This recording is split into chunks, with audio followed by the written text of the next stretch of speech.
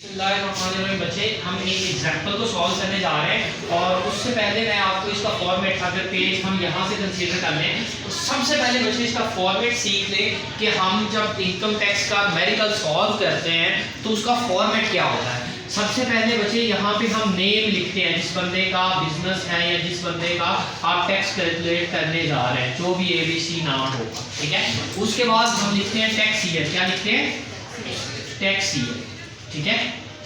अब tax year for example 2022 है और फिर हम लिखते हैं tax year ended. Tax year ended कब हो रहा है? 30 जून 2023 को, ठीक है।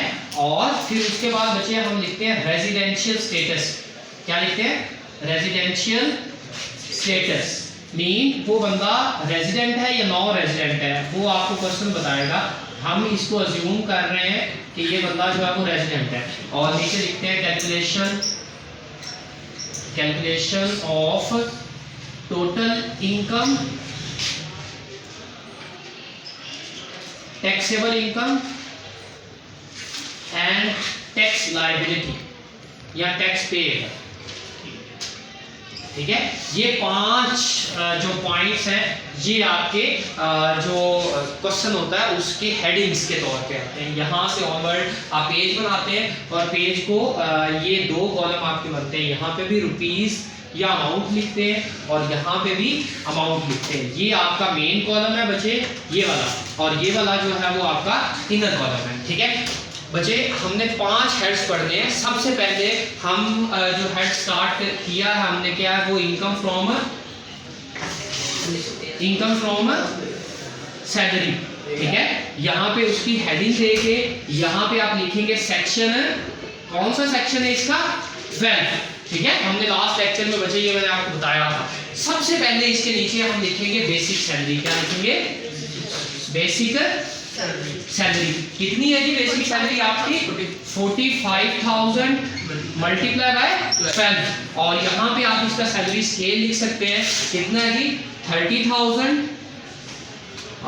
5,000 एंड 60,000। बच्चे हमने कहा था ये आपका मिनिमम टाइम स्केल कहलाता है, ये इंक्रीमेंट कहलाता है और ये मैक्सिमम टाइम स्केल कहलाता है। कितना बनता है जी? ये 5,40,000 बच्चे, ठीक है। ये मेन कॉलम में आप डायरेक्ट लिख देते हैं। उसके बाद आपके पास अकोमोडेशन होती है। अकोमोडेशन अलाउंस है तो टोटली टैक्सेबल है। अकोमोडेशन इन बिग सिटीज है तो उसको हाउस रेंट अलाउंस और कंपैरिजन आप करते हैं इसके साथ 45% ऑफ बेसिक सैलरी। अगर अदर सिटीज है तो वो 30% आ जाता है। इसकी यहाँ पे बकायदा आप हेडिंग दे सकते हैं, क्या? अकोमोडेशन। इसकी अकोमोडेशन, ठीक है। अब अकोमोडेशन में बच्चे हमने 2 पॉइंट्स पढ़े थे। पहला पॉइंट क्या है आपके पास? हाउस रेंट अलाउंस, यानी कि अगर इसको घर ना मिलना होता तो इसको हाउस रेंट अलाउंस कितना मिलना था? कितना है जी? 12,000 मल्टीप्लाई बाय 12 कितना बनता है बच्चे? 144,000, 1,44,000 इसको साल का मिलना था। दूसरे नंबर पे हम क्या निकालेंगे? क्योंकि इन्होंने जस्ट अकोमोडेशन लिखा है, इस मीन ना इन्होंने बताया स्मॉल सिटीज है ना इन्होंने बताया लार्ज सिटीज है, बिग सिटीज है। तो बच्चे ये कौन सा काउंट होगा? बिग सिटीज काउंट होगा। तो हम 45% लेंगे किसका? किसका बच्चे? मिनिमम टाइम्स बेसिक सैलरी के मिनिमम टाइम्स के इस वैल्यू का बच्चे, ठीक है। ये वाली जो वैल्यू हमारे पास होती है तो ये कितनी है? 30,000, ठीक है। इसको निकालने का तरीका बच्चे ये है, 45 को 100 से डिवाइड कर ले और मल्टीप्लाई कर ले जो आपके पास पर मंथ वैल्यू है। जो आंसर आएगा उसको मल्टीप्लाई कर लेंगे आप अगेन 12 के साथ। कितनी वैल्यू आती है जी? 13,500 को मल्टीप्लाई करें 12 के साथ, 162,000, ठीक है। ये बचे। और हमने कहा था टैक्सेबल इन दोनों में से कौन सी होगी? जो बड़ी वैल्यू होगी। Taxable whichever is